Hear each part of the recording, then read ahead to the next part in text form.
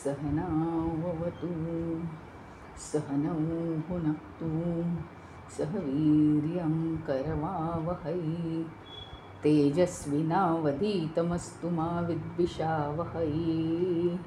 ओम शांति शांति शांति।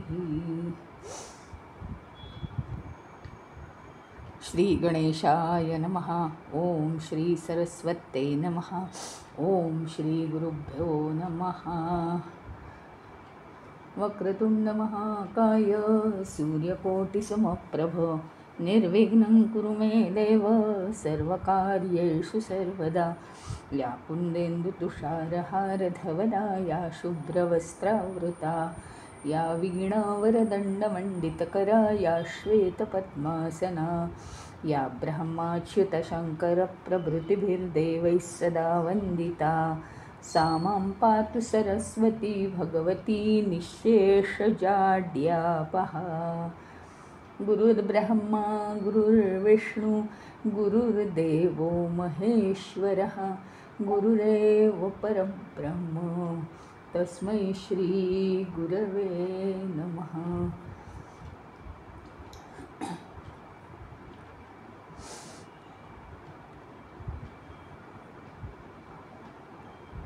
मनोजवं मारुततुल्यवेगं जितेन्द्रियं बुद्धिमतां वरिष्ठं वातात्मजं वानरयूथमुख्यं श्रीरामदूतं शरणं प्रपद्ये। बोला राजाधिराज श्री रामचंद्र भगवान की जय। पवनसुत हनुमान की जय। उमापति महादेव की जय।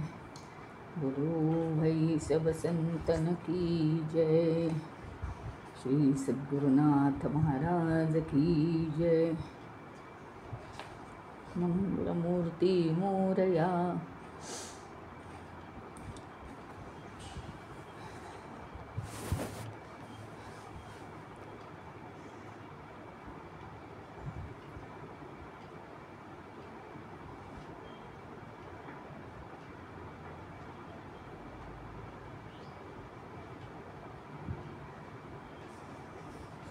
लंकेभोवती एके दिवशी कबूतर फिरत होती, पण कबूतर ज्या झपाट्याने उडत असतात त्या गतीने नाही, जरा शांतपणे जरा इकडून तिकडे जात होते. एक कबूतर जरा विचार करून इकडे तिकडे बघते की काय असं वाटत होतं.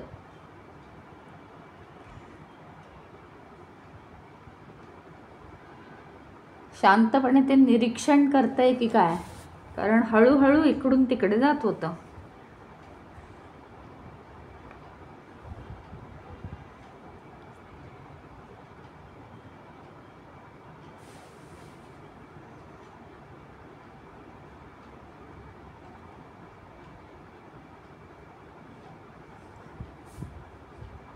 आणि आता त्यांनी म्हणजे याच्यावर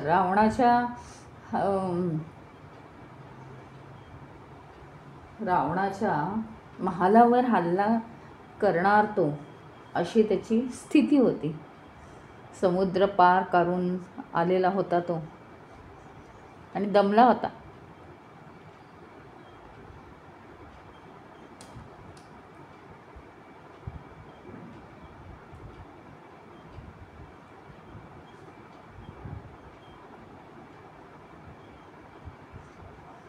आता काय झालं, कबुतराचं रूपांतर झालं आणि समोर एक विभीषण उभा राहिला. त्याला खूप घाई होती. सगळे सेनाप्रमुख तिथे जमलेले होते.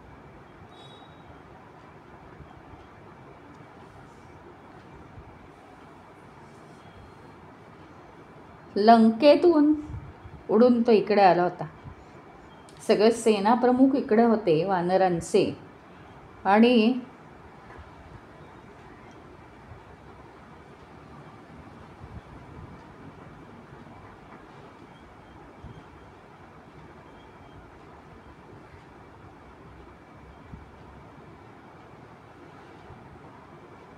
सगळ्यांना तो काय सांगायला लागला, कबुतराच्या रूपात तो आलाय उडत, बरं का. कबुतराच्या रूपात तो उडत आला इकडे, समुद्रापलीकडे असलेल्या वानरांच्या सेनेकडे तो उडत आलेला आहे. कबुतराचं रूप घेतलं आहे विभीषणाने. आणि त्यांनी काय केलं की श्रीरामांना, म्हणजे सगळ्या तिथल्या वानरांना सांगितलं की श्रीरामांच्या जीवाला खूप धोका आहे. आणि मला जशी शंका येत होती तेच आता रावणाने करायचं ठरवलेलं, की आपल्या सगळ्या मायावी शक्तींनी श्रीरामाला नष्ट करायचं. आणि सगळ्यात मोठी ही आपल्या दृष्टीने परीक्षा आहे. आपण कल्पना करू शकणार नाही इतकी अवघड परीक्षा आहे. कारण असे यज्ञविज्ञ करून तो नेहमीच शत्रूला ठार करतो. सगळी आपली बुद्धी एकवटून आपण विचार करायला पाहिजे, अशी धोक्याची सूचना मिळाली आणि सगळे वानर विचार करायला लागले. प्रभू रामचंद्र शांत होते. ते काय म्हणाले, जांबुवंताचा अनुभव आहे आपल्या पाठीशी आणि तुमचं सगळ्यांचं शहाणपण, हनुमानाची क्षमता, याच्यावर माझा विश्वास आहे आणि तुम्हाला जी लागेल ती मी मदत करायला तयार आहे, असं म्हणून ते तिथनं निघून गेले. सगळी वानरसेना आता कामाला लागलेली आहे. सगळीकडे गोंधळ गोंधळ झाला. आता घाबरून गेलेत सगळे. आणि ते जरा दक्ष झालेत आणि आता सैन्याची योग्य अशी रचना केलेली आहे लंकेत जाण्यासाठी. यातलं आपल्याला रामायणात काहीच माहिती नसतं. सैन्याची योग्य रचना केली, मध्यभागी श्रीराम आणि लक्ष्मण, हे ठीक आहे. पण बाकीचं काय घडलं तिथे जाण्यापूर्वी, लंकेत जाण्यापूर्वी सुद्धा कशाला तोंड द्यावं लागलं त्यांना. ते काय आरामशीर सगळं करून गेले नाही. तर जरी त्या काळी, आज आता काय होतं माहिती का, कम्प्युटर वगैरे या गोष्टींमुळे ना सर्वदूर काय चाललेलं आहे वगैरे सगळ्या गोष्टी माहीत करून घेता येतात आपल्याला. पण हे काही त्या काळी समजावून घेता येत नव्हतं. तर इतक्या दूरवर कोणतेही राक्षस वेगवेगळी स्वरूप पालटून पाठवायचं रावण, आणि अशा रीतीनेच त्यांचं युद्ध चालायचं. हेर पाठवायचा, दूत पाठवायचा. मग काय झालं, आता त्यांनी सैन्याची अशी रचना केली, एका भिंतीसारखे घनदाट असे वानर सैनिक आता उभे आहेत बरं का, दोन्ही बाजूनी आणि चारी बाजूनी, म्हणजे कडक भिंती, इतके दाट दाट दाट उभे आहेत एकमेकांना चिकटून. मध्यभागातली जागा रिकामी ठेवली आहे आणि प्रत्येक जो हा आहे वानर तो तटरक्षक आहे, भिंतीवर पहारा द्यायला.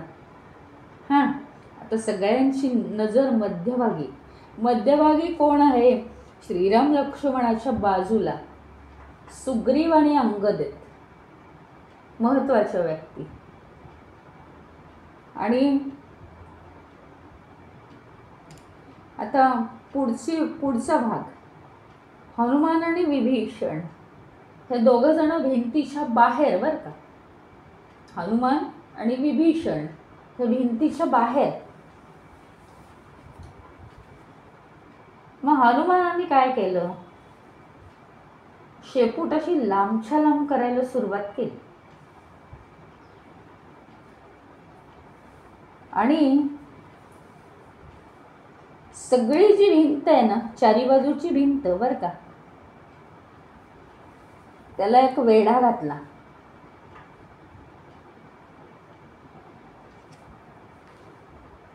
पूर्ण वेढा, असे वेढे घालायला लागला तो, की त्याच्या शेपटीनी आधी एकतर सगळे सैनिक कसे उभे आहेत माहिती का, घनदाट भिंतीसारखे. आणि त्याला आता हनुमानाने काय केलंय, मोठे केले त्याचे शेपूट आणि सगळे असे खूप वळसे घालून ठेवलेत त्या सैन्याला. त्यामुळे सैनिकांच्या भिंतीला आता संरक्षण आहे. आता आत बाहेर करण्यासाठी थोडीशी फट आहे, प्रत्येकाला आत बाहेर जाता यावं वेळेनुसार म्हणून.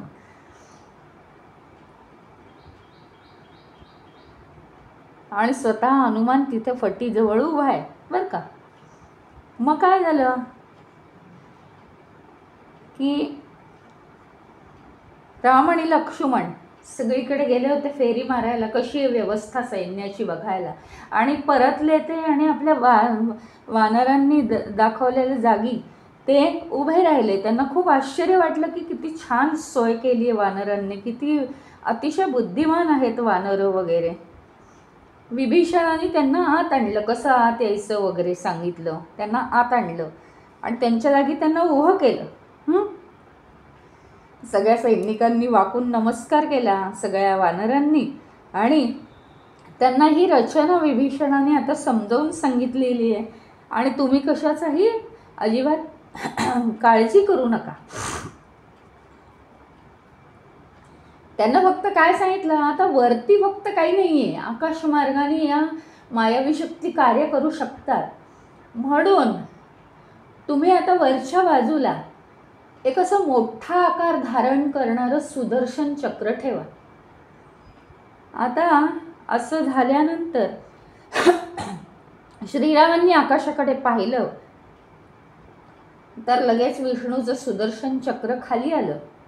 त्यांनी मोठा आकार घेतला आणि सैन्य एवढा आकार घेऊन काय झालं, सैन्य एवढा आकार घेतला त्यांनी आणि असं पसरलं ते सुदर्शन चक्र वरती सगळ्यांच्या वरच्या बाजूला. आणि नंतर आकाशातून संकट येण्याचंही वाचलं. आता सगळ्या दिशांनी सुरक्षा झाली आणि विभीषणाने सांगितलं की राम आणि लक्ष्मण यांना रात्री शांत झोप लागावी म्हणून अशी व्यवस्था केली. ते दोघं जण हसले, अरे आमची झोप लागायला काय एवढी व्यवस्था लागते का असं. आणि ते हसल्यानंतर सगळ्या वानरांनाही जरासं बरं वाटलं की वा वा आपण किती छान करतो आहोत. काय आहे माहिती का, त्यावेळेसची अशी बुद्धी होती. तुम्हाला आठवत असेल एक काळ होता अगदी आपल्या लहानपणी, जरा जरी थोडेसे पाहुणे आले किंवा कोणतरी आलं आपल्या घरी, अगदी हातापाया पडून कुठे काय ह्यांच्यासाठी काय करू आणि काय नको, सारखं तुम्हाला हे हवं का, अगदी लहान असतानाची गोष्ट आहे.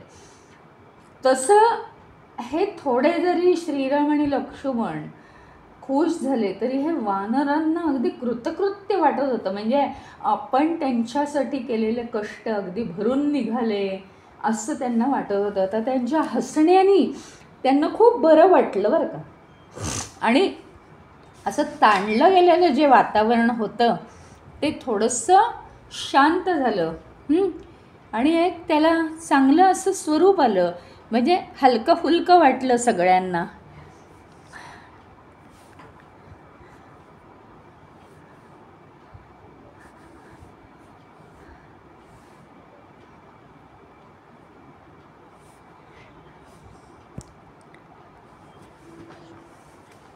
मग आता पुढे काय झालं,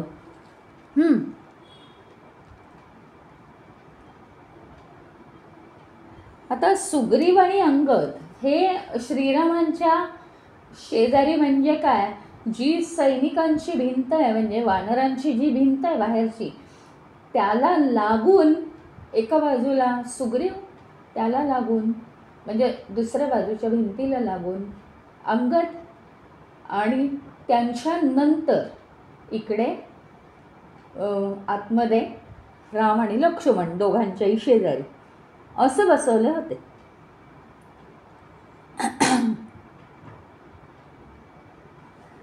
आता काय झालं, शेवटी रात्र झाली आणि जरी म्हणजे झोप आली आणि नाही आली, झोप येणं शक्यच नाही त्या वातावरणात, इतकं ताणलेलं वातावरण, तरीसुद्धा श्रीराम आणि लक्ष्मण यांना डोकं सुग्रीव आणि अंगदाच्या मांडीवर ठेवून त्यांना विसावा घ्यायला सांगितला. आता काय झालं माहिती का, इतकं सगळं केल्यानंतर सुद्धा एक सावली तिथे आली. म्हणजे एक सावली सारखी पडते सगळ्यांवर. आपण बघा कुठे जर बाहेर बसलो तर ऊन असेल ना, तर वारा यायला लागला ना की झाडाची सावलीसारखी कशी हलताना दिसते, इकडे तिकडे अंगणामध्ये आपल्याला सावलीसारखी हलते, इकडून तिकडे इकडून तिकडे, झाडाच्या फांदीबरोबर ती हलते. तशी एक सावली म्हणजे आकाशात कोणतरी राक्षस रूपात होतं आणि त्याची सावली या सैन्यावर, म्हणजे इतक्या जवळ कोणतरी होतं खाली आलेलं. त्यानं जाणवलं ते सगळ्यांनाच.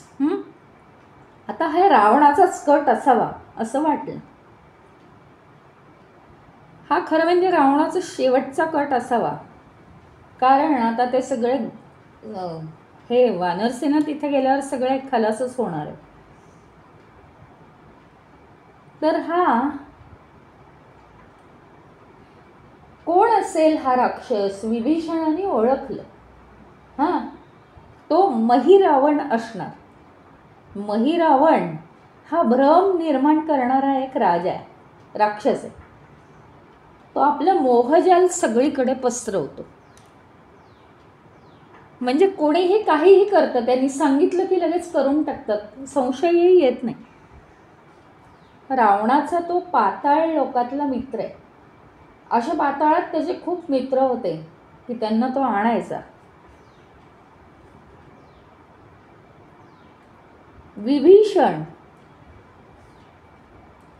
विभीषण कधी रावणाच्या फालतू गोष्टीत लक्ष घालत नव्हता. परंतु काय झालं, विभीषणाने एकदा चुकून रावण आणि महिरावण त्याला रावणाने बोलवलं आणि रावण आणि महिरावण यांच्या म्हणजे काय म्हणायचं त्याला, मीटिंगमध्ये त्यांनी प्रवेश केला आणि त्याच्यामुळे त्याला महिरावण ही काय चीज आहे हे कळलं. नाही तर फालतू गोष्टीत तो कधी लक्ष घालायचा नाही. आता खरं तर काय माहिती का, राक्षसी जगत जे होतं, प्रत्येकाला कल्पना होती हा महिरावण म्हणजे काय आहे, भयानक गोष्ट होती. पण अशा प्रत्येक राक्षस त्यांचे तसे ते भयानकच आहेत, त्याच्या प्रत्येकात काहीतरी वैशिष्ट्य आहे.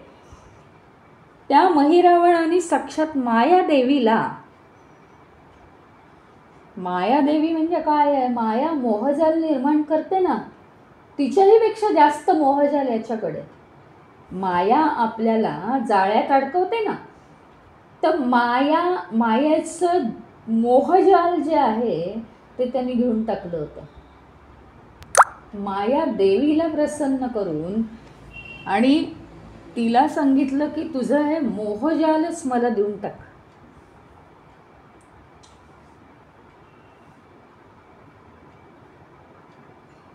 आता त्यांनी काय केलं, त्याला ते दिसलं, सुदर्शन चक्र वगैरे दिसलं आणि त्याला ते सुदर्शन चक्र वगैरे दिसल्यानंतर त्याला समजलं की इथे काहीतरी गडबड आहे आणि मी येणार हे कळलेलं आहे. यात विभीषणाचा हात दिसतोय. विभीषण आपल्यापासून शत्रूला जाऊन मिळालेला आहे हे राक्षसांना माहिती होतं, रावणाने सांगितलं असणार. यात विभीषणाचा हात आहे अशी त्याची खात्री पटलेली आहे. कारण विभीषण काय आहे की नेहमीच मदत करतोय ना रामाला. पण विभीषण काय, आता रावण आणि महिरावण यांच्या बैठकीत हा बसल्यामुळे महिरावणाला वाटलं होतं की हा विभीषण म्हणजे काय छोटासा बालक आहे, काही त्याच्यात अर्थ नाही, तो रावणाचा सगळ्यात लहान भाऊ आहे आणि त्याच्यात एवढी काही ताकद नाही आहे. त्यामुळे त्याला काही एवढी दूरदृष्टी नाही आहे. असो, काही असू दे, त्याचा डाव असू दे, नाही तर काही असू दे. मग त्यांनी काय केलं, त्यांनी स्वतःच्या मनाशी पक्का निश्चय केला महिरावणाने की हे सगळं आपण उलटवून लावू. तो आता त्या तटबंदीच्या दिशेने जाऊ लागलेला आहे. आणि त्यांनी काय केलं माहिती का?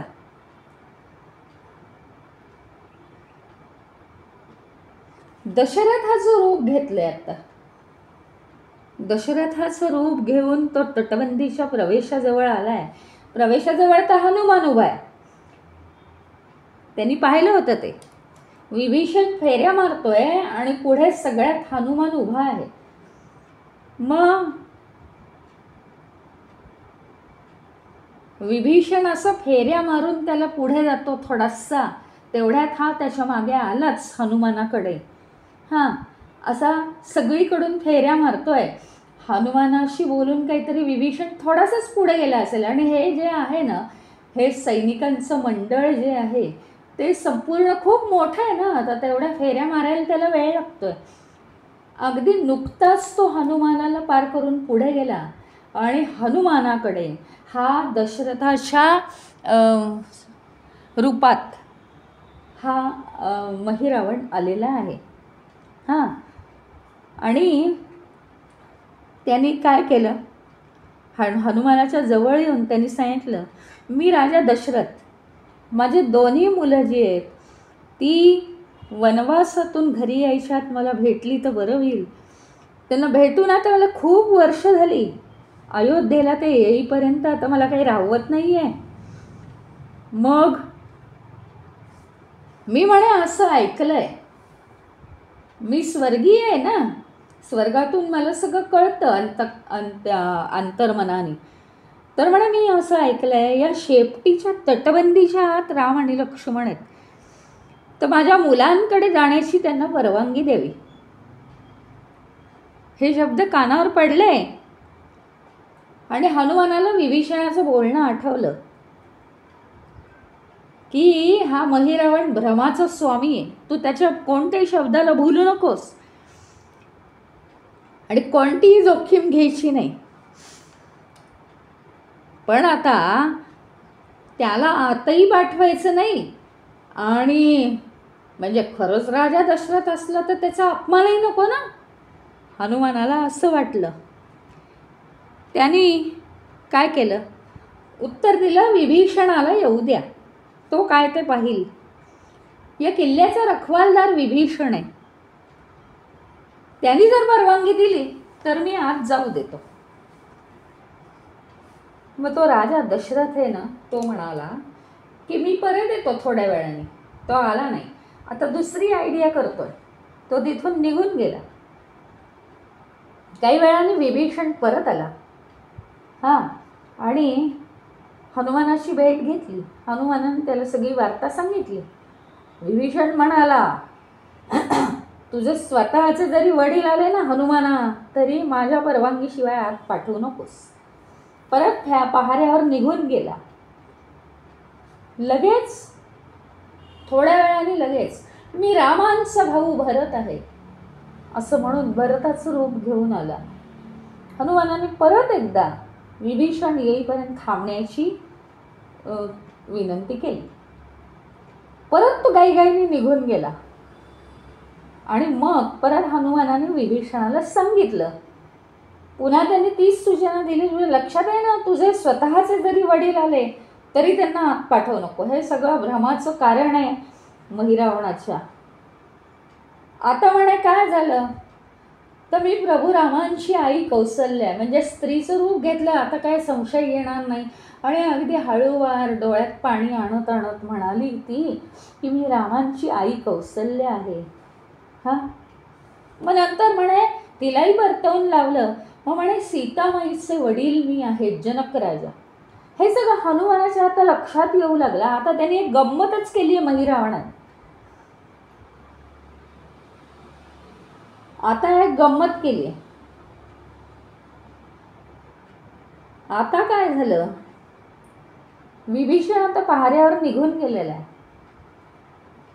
हनुमानाने जाम ठरवलं की कोणालाही आत सोडायचं नाही. पण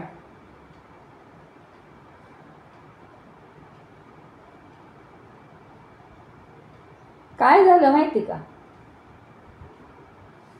आता खरं म्हणजे हनुमानाला वाटलेलं आहे की तो महिरावण जर असेल ना तर त्याला लवकरात लवकर बंदिवान करूया. आता परत हा विभीषण आला की मी सांगतोच की याला आपण बंदिवान करून टाकू.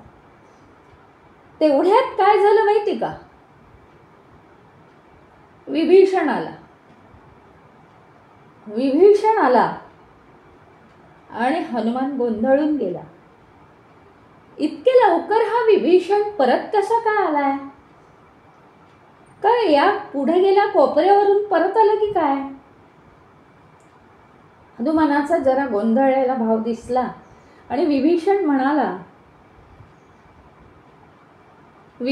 म्हणाला की ही रात्र जरा फारच काय आहे, बिकट वाटतेय. काहीतरी आता रावणाकडून नक्की होणार. त्याच्यापेक्षा जास्त संरक्षण आपल्याला हवंय. माझ्याजवळ एक म्हणे मंतरलेला धागा आहे, तो या दोघांना बांधतो, राम आणि लक्ष्मण, म्हणजे वाईटापासून त्यांचं संरक्षण होईल. मी हा धागा बांधून येईपर्यंत तू इथे राहा, कोणालाही आज सोडू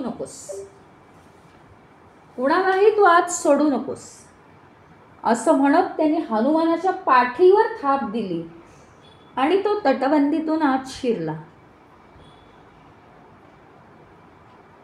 आता हनुमानाचं लक्ष नाही, आत गेला तो आणि लबाडपणे त्याने हसला. तो हनुमानाला कळलं नाही. मात्र सगळ्यांनीच एकदम तो गोंधळूनच गेला. किल्ल्याच्या आत शिरला तो आणि जिथे राम लक्ष्मण होते तिथे पोहोचला. हाताचे पंजे त्यांच्या चेहऱ्यासमोर त्यांनी आडवे केले, फुंकर घातली आणि सगळ्या दिशांनी फुंकर मारली. अशी गुलाबी धूळ सगळीकडे उडाली, मायावी शक्ती. आणि काही समजण्याच्या आत प्रत्येक सगळे अंगद सुग्रीवासकट सगळे बेशुद्ध पडलेले आहेत. आणि म्हणजे कोणाला इथे उठून उभं सुद्धा राहता येईना, काय झालं हे सुद्धा कळेना. शस्त्रांसकट सगळे वानर आत पडलेले आहेत. काहीतरी गोंधळ झाला असं वाटलं, पण आत जाण्याची हनुमानाला इच्छा झाली. पण आता ही जागा सोडून आत कसं काय जायचं? तेवढ्यात विभीषण आपली फेरी पूर्ण करून आला इथे, खरा विभीषण बरं का आता. आणि काय चाललंय इथे? हा हनुमान म्हणतो, अरे विभीषण तर आत गेला होता ना. इतका हुबेहूब विभीषणासारखा हे करून रूप घेऊन तो वराह रावण मिहीर रावण तो आत गेला होता.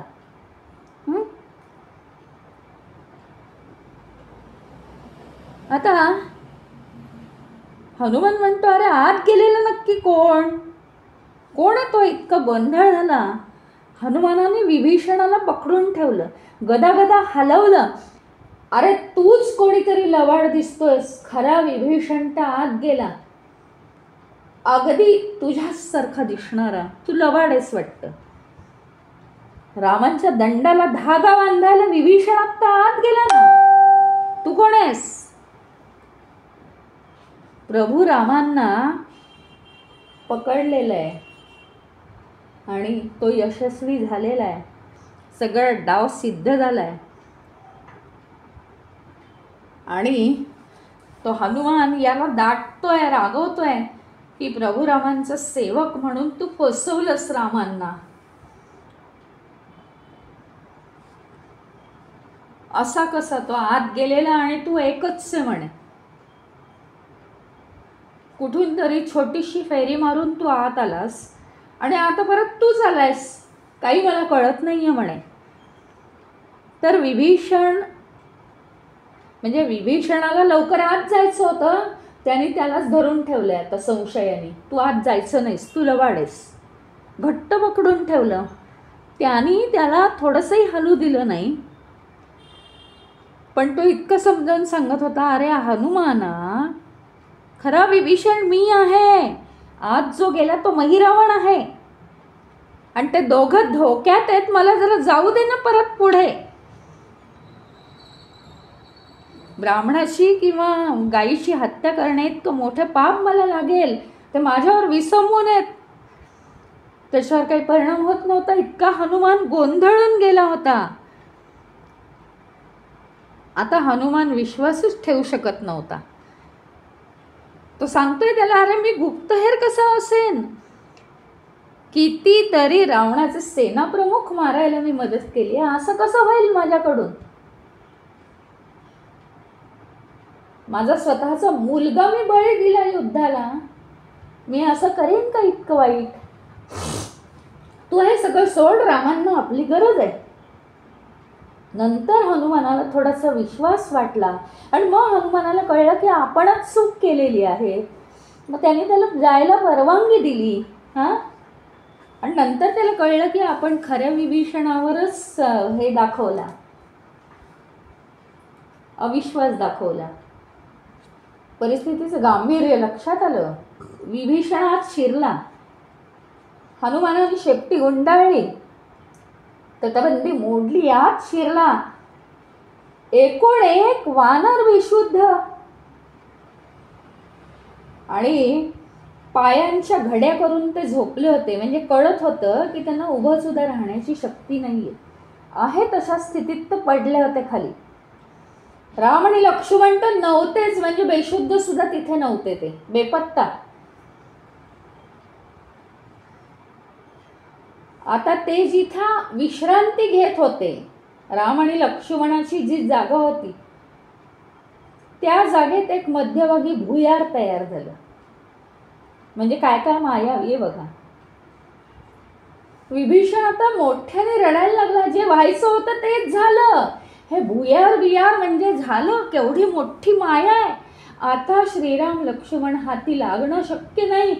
काय त्या सीतेचं होणार, काय श्रीरामाचं आणि काय लक्ष्मणाचं, ज्यांच्यासाठी इतके कष्ट केले त्यांचं आता काय राहिलं. आता विभीषणाचाही हिंमत खचली, तो रडायला लागला. आता अतिशय दुःखी. हनुमान सुद्धा दुःखी झालाय. पण हनुमानाला सवय कोणत्याही अडचणीतनं वाट काढायची. त्याने सगळ्या वानरांना थोडं थोडं पाणी मारलं, तोंडावर शिंपडलं, म्हणजे त्यांना जरा प्राण आले, ते शुद्धीवर आले. पण श्रीराम लक्ष्मण नाही आहेत, ते रडायला लागले सगळे वानर. जांबुवंत म्हणाला, काहीही परिस्थिती असो, हनुमान कुठल्याही परिस्थितीत जाऊ शकतो, त्याला काहीही होत नाही. त्या भुयारातून हनुमानाला पाठवा, तो सगळ्यावर मात करेल. ताबडतोब हनुमान निघालेला आहे. त्याला कोणाचंही बंधन नाही, त्याला कोणीही पकडू शकत नाही.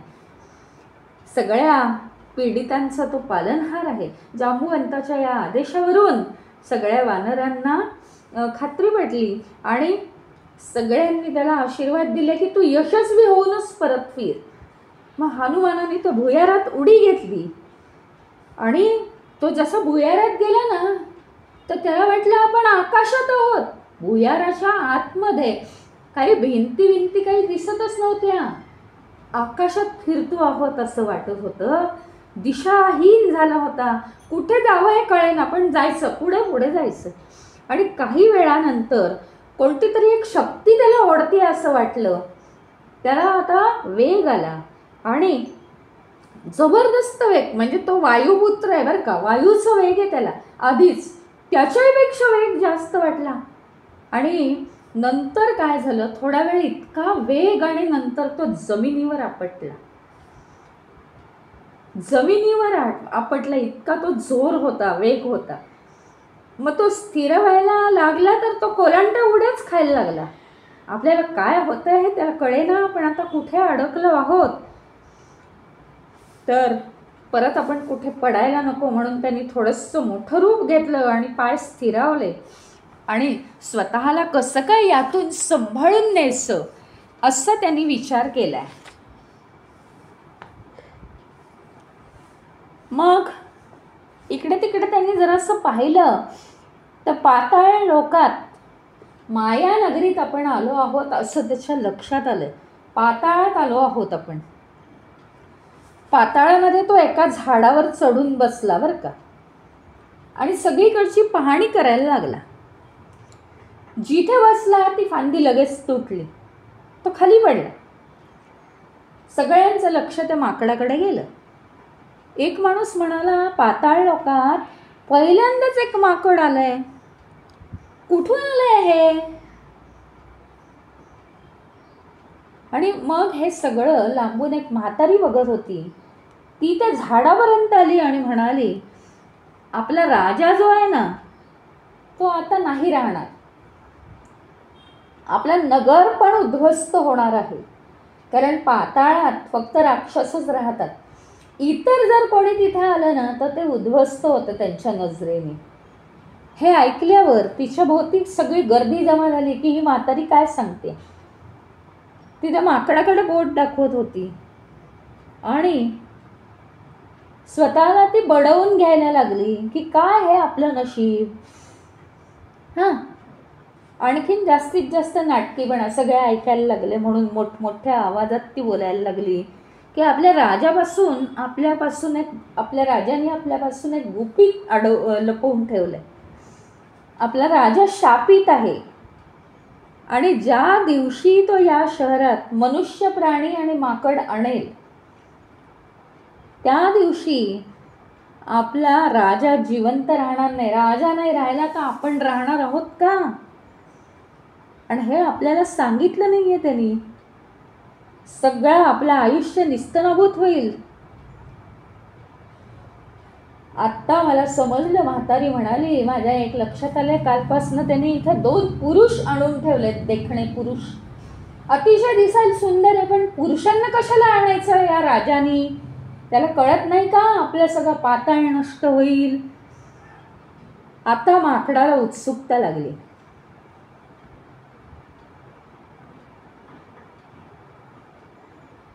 आणि मग ती म्हातारी सांगायला लागली की आता आपलं काही खरं नाही. आता तुम्ही कोणावर, राजावर वगैरे अवलंबून राहू नका आणि स्वतःचा जीव वाचवण्याचा प्रयत्न करा, असं ती आता सांगायला लागली. माकडाला हे ऐकलं माकडाने आणि त्याला आनंद झालाय. आता हे 2 पुरुष म्हणजे नक्की राम आणि लक्ष्मण. त्यामुळे गर्दीमध्ये हा गोंधळ चाललाय आणि हळूच हा माकड तिथून निसटला आणि एका झाडावरून दुसऱ्यावरून तिसऱ्या इकडे तिकडे उड्या मारायला लागला. तो थोडासा आनंदित झाला की काहीतरी समजलंय म्हणजे. मग तिथून तो एका सुंदर तलावापाशी पोहोचला. तर तलावाचं पाणी प्यायला. तिथे काय झालं, काही स्त्रिया होत्या, गप्पा मारत होत्या. हनुमानाने त्यांचं बडबड बोलणं ऐकलं. त्यातली एक म्हणाली, राजवाड्यात काय चाललंय? एक राजवाड्यात म्हणजे पाताळातल्या राजवाड्यात ती काम करत होती ना ती बाई. तर तिला ती मुलगी विचारत होती, आता सध्या राजवाड्यात काय चाललंय? तर ती म्हणाली, राजवाड्यातल्या कक्षांमधनं आता संगीत ऐकू येत आहे. ब्राह्मण जमलेत मोठ्या संख्येने. हां, आणि सगळे ब्राह्मण जमा होत आहेत, ते आतमध्ये जाताना दिसत आहेत. आता दक्षिणा मिळणार म्हणून ते खुश होत आहेत. ती मुलगी राजवाड्याच्या आतल्या कक्षात काम करत होती आणि एका स्त्रीला विचारत होती की, मग ती विचारायला लागली म्हणून ती असा आवाज केला तिने की ही फार गुप्त खबर आहे, तू कोणालाच सांगू नकोस बरं का, कोणालाहीच सांगायची हिंमत करू नको. आज संध्याकाळी एक देवी महामायेसमोर खास बळी दिला जाणार आहे. राजाने 2 अतिशय सुंदर दिसणारे मनुष्य प्राणी इथे अपहरण करून आणलेले आहेत आणि एवढे सौंदर्य म्हणे मी माझ्या आयुष्यात बघितलं नाही, इतके सुंदर आहेत ते पुरुष. पती म्हणाले, जाऊ दे, मला ना आता खूप काम आहे, कारण देवी महामायेचा यज्ञ आहे आणि तिच्यासमोर आज बळी आहे, मोठं आज हे आहे, फंक्शन आहे, तर आता मी जाते. म्हणून सगळ्याजणी लगोलग निघून गेल्या. एवढं सांगून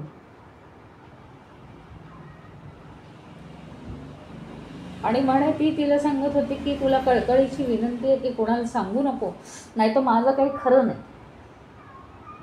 भरभर भरभर सगळे महालाकडे बाया त्या निघून गेल्या. हनुमानाला आता कळलं हे सगळं व्हायच्या आत, तो बळी जायच्या आत आपल्याला तिथे पोचलं पाहिजे. आता काळाशीच खेळी होती ना. पण या मायानगरीचा आणि त्या महालाचा त्याला काही ठाव ठिकाणा लागत नव्हता की हे राम लक्ष्मण कुठे आहेत बंदी करून ठेवलेले. खूप विचार केला, काही खबर मिळते का हे पाहिलं, काही पत्ता लागवे ना. कारण मोहजाल, नुसताच मोहजाल. राजवाडा म्हणजे काय, मोहजालच आहे. सगळ्या जादूच्या खिडक्या दारं बरं का. हनुमान त्या भिंतीवरून किंवा त्या खिडकीजवळ जाण्याचा प्रयत्न करत होता. प्रत्येक वेळेला त्याला कोणीतरी बघायचं किंवा तो लांब व्हायचा तिथे गेल्यावर, कसं काय माहीत नाही. एक काहीतरी शक्ती काम करायची. आणि मग तो खूप गोंधळून गेला. अचानक दार उघडलं गेलं आणि दार अचानक उघडलं. त्या दारातून म्हणे एक साखळदंडांनी एका स्त्रीला बांधलं होतं. मध्यम वयाची ती महिला, तिला बांधलं होतं आणि सगळे सैनिक तिला आतमध्ये नेत होते. कपडे असे घातले होते की राजघराण्यातली होती ती, पण तिच्या हातात बेड्या होत्या, म्हणजे ती बंदी होती. आणि सैनिक बघत होते सगळं सुरक्षित आहे ना, म्हणून त्यांनी दार उघडलं. तर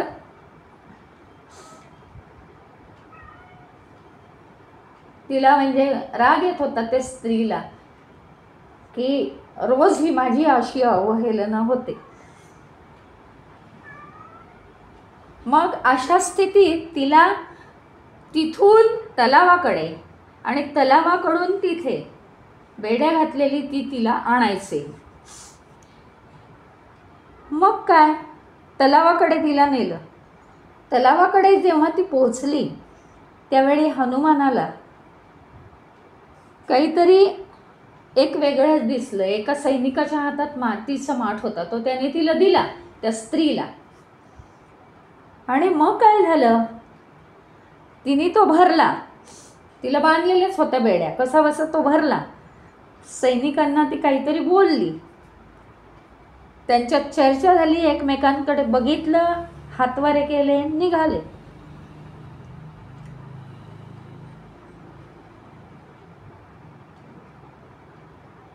मग तिथे आल्यावर काय झालं, तिला ते काही पाणी काढता येईना, म्हणून एकाने तिच्या हातातल्या बेड्या काढल्या. मग तिने तलावातलं पाणी घेतलं वाकून, मग परत तिला बेड्या घातल्या आणि पुन्हा तिला महालाकडे न्यायला लागले.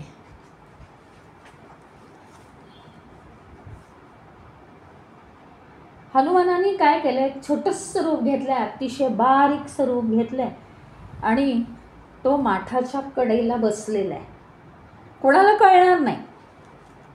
आणि तिला निरखून बघायला लागला. ती तलावावर गेल्यावर डोळे मिटून प्रार्थना करत होती देवाला. प्रार्थना झाली, डोळे उघडले, तोंडातल्या तोंडात काहीतरी पुटपुटली. हनुमानाने ते नीटचं ऐकलेलं आहे, त्याचे कान तीक्ष्ण आहेत.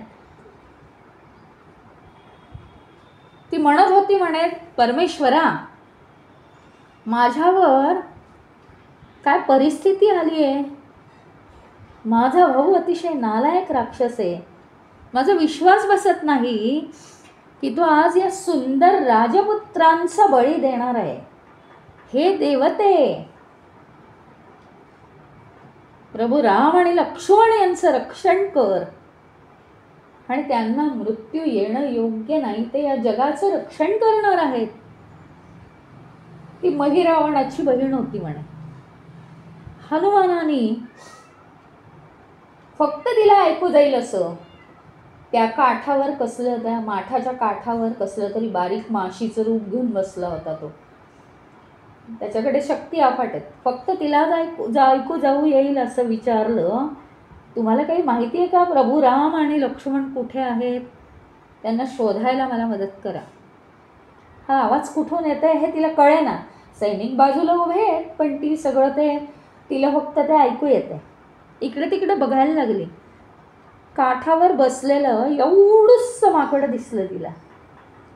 त्याच्याकडे बघितलं संशयाने, विचारलं, तू रूप पालटून आलेला रावण बिवण आहेस की काय? माझ्यावर लक्ष ठेवायला आलायस का? हनुमान म्हणाला, माझ्या स्वच्छपणावर तू विश्वास ठेव आणि कृपा कर, माझ्यावर संशय घेऊ नकोस. मी प्रभू रामांचा सेवक आहे, नम्र सेवक आहे आणि त्यांची सुटका करायला मी इथे आलोय. मला लवकरात लवकर तू मदत कर, असं सांगितलं. हनुमानाचं उत्तर ऐकलं, तिला आनंद झाला की आता मी देवीला मागितलं आणि हा तर ती नेमकी त्यांची सुटका करतोय. कित्येक वर्षात जो आनंद झाला नाही तो तिला आज झाला. खूप आनंद झाला. आणि हनुमान म्हणाला, प्रभू रामांना सोडवता आलं तर मला खात्री आहे की तुझ्यावर आलेलं संकट सुद्धा मी बाजूला करीन, तुझ्या या बेड्या मी सोडवीन. तिला अतिशय बरं वाटलं. ही महिरावणाची बहीण दूरतंडी आहे, दूरतंडी. ती म्हणाली, माझ्या स्वतःच्या घरातच मी कैदी आहे आणि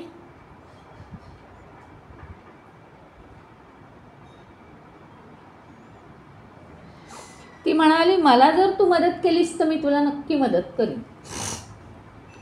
हनुमान तिला मदत करायला तयार होता. मदतीची तिला आवश्यकता होती.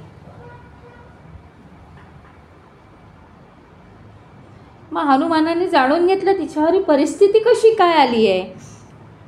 तर ती म्हणाली, माझा मुलगा नीलमेघ जेव्हा जन्मला तेव्हा आकाशवाणी झाली की तो महिरावणाच्या मृत्यूनंतर, म्हणजे तो काय मारणार नाही आहे महिरावणाला, पण तो म्हातारा झाल्यानंतर तो या पाताळाचा राजा होईल, अशी म्हणे आकाशवाणी झाली.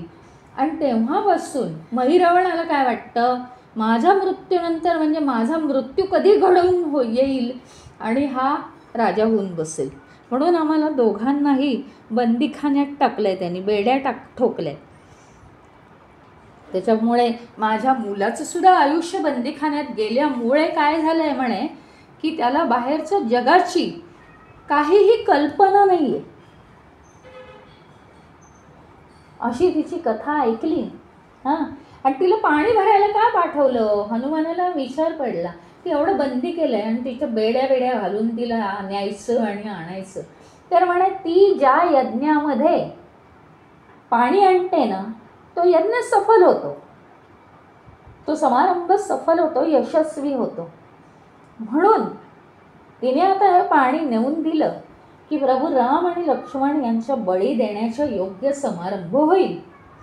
हे हनुमानाने ऐकलं. आता काहीतरी केलं पाहिजे ना. तो हसला जरा. तिला सांगितलं, आता तू म्हणे ह्याच्यावर आंब्याची पानं ठेवतेस ना माठात पाणी भरून, त्या आंब्याच्या पानामागे मी लपणार आहे. तिला ही कल्पना आवडली, कारण स्वतःला सुद्धा ती सोडवून घेणार होती.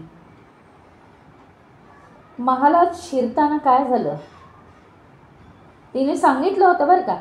तुम्हाला माहिती आहे ना, कुठे कुठे असतं बघा, त्या दगडूशेठला आहे, कुठे बँकांमध्ये असतं, त्या दारातून जाताना वेगळं काही असलं तर आवाज येतो त्या दारातून की तुमच्याकडे काहीतरी वेगळं आहे. तर त्या महालाच्या प्रवेशद्वारातून आत जाताना यंत्र काहीतरी आवाज करतं, वेगळं काही असेल तर प्रत्येकाला त्या यंत्रातून जावंच लागतं. मग आता काय करायचं? आणि ते यंत्र कसं आहे म्हणे माहिती का, त्याची स्पेशालिटी काय आहे की ज्याच्या मनात महिरावणाचा द्वेष असेल तो जर तिथून जात असेल तर ते यंत्र विचित्र आवाज करतं, आणि ज्याच्या मनात शुद्ध भाव असेल तर ते यंत्र आवाज करत नाही म्हणे. तर हनुमानाने तिला सांगितलं काही काळजी करू नको. तिला सांगितलं तू आत्मविश्वास ठेव आणि हे कार्य पार पाड, मला फक्त ने माठातून. अशा रीतीने आता सुरुवात झाली. माठ उचलला, पाण्यानं भरला, आंब्याचं पान ठेवलं. आंब्याच्या पानाच्या आतल्या बाजूला आंब्याच्या पानाला हळूच पकडून बसलेला आहे तो मारुती हनुमान. मग आता काय झालं? पहिली भिंत उघडली, महाराज शिरले. हळूच डोकावून बघितलं, यंत्रातून ती आता जाणार. आणि चांगल्या भावना हनुमानाने सुद्धा मनात ठेवल्यावर का की त्या यंत्रातून बाहेर पडता येईल. आता त्या यंत्रामधून शिरली ती. मोठमोठाले भोंगे वाजायला लागले. दुर्तंडी आता चळाचळा भीतीने कापायला लागली. प्रत्येक जण म्हणेल दुर्तंडीच्या मनात मही रावणाबद्दल द्वेष आहे. सगळे म्हणायला लागले, अगं दुर्तंडी, तुला तुझा भाऊ आवडत नाही का? आम्हाला माहिती आहे किती तू प्रेम करतेस त्याच्यावर, आज काय झालंय? असं ते आपल्या चर्चा करायला लागले. असं कसं झालं? तेवढ्यात ते यंत्रच बंद पडलं. पुन्हा पुन्हा तिला घालत होते त्या यंत्रातून, मागे पुढे करत होते, तर ते यंत्रच बंद पडलं.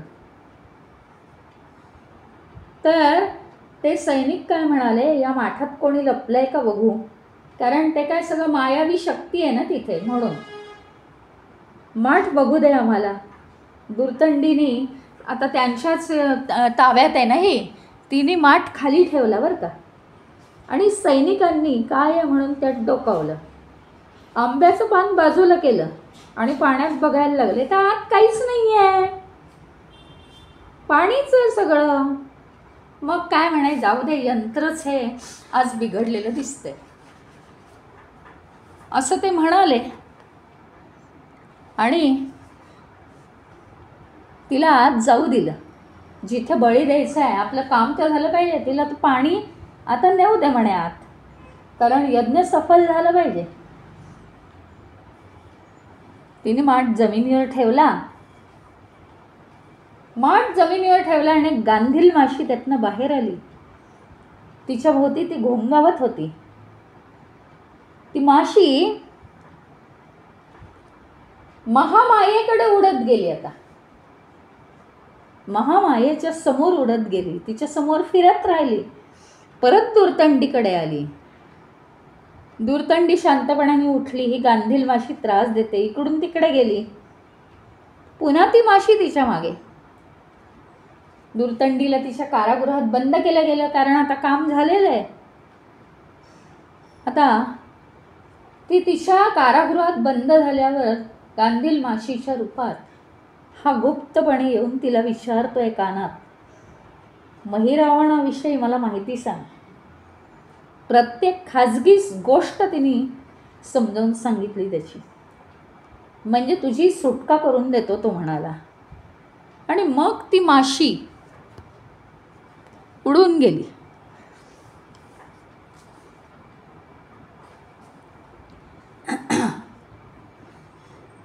काही वेळ त्या कारागृहाच्या बाहेर उडत राहिली. तिने दुर्तंडीने जसं सांगितलंय त्याचा विचार करत राहील.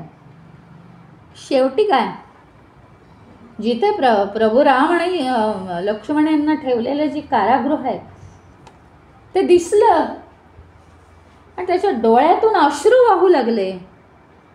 उडत उडत प्रभू रामांच्या पायाशी जाऊन पडला तो.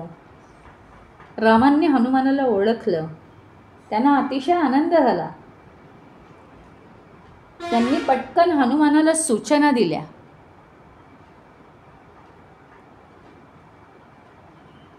हनुमान निघून गेला. सगळी दुर्तंडीने सांगितलेली माहिती तो आठवत होता. आणि आता यांना मोकळं कसं करायचं, सापडले तर आहेत.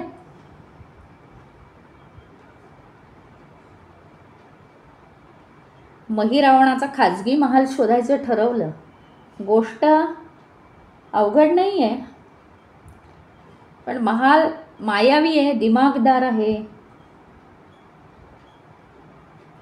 तिथे एक आश्चर्य दिसलं, सुरक्षा पहारा. आणि तो अर्ध वानर होता. पण आता इथून अजून पुढे मोठी गोष्ट आहे, त्याच्यामुळे थोडीशी गोष्ट आपण आता उद्या पाहू, कारण अजून एक 10 मिनटं तरी लागण्याचा संभव आहे. उद्या पाहूया आपण ही गोष्ट. आता श्रीराम आणि लक्ष्मण हनुमानाला भेटलेले आहेत. बोला श्रीरामचंद्र भगवान की जय, पवनसुत हनुमान की जय, उमापती महादेव की जय. ओम पूर्णमदः पूर्णमिदं पूर्णात् पूर्णमुदच्यते पूर्णस्य पूर्णमादाय पूर्णमेवावशिष्यते. ओम शांति शांति शांति. हरि ओम. श्री गुरुभ्यो नमः. हरि ओम.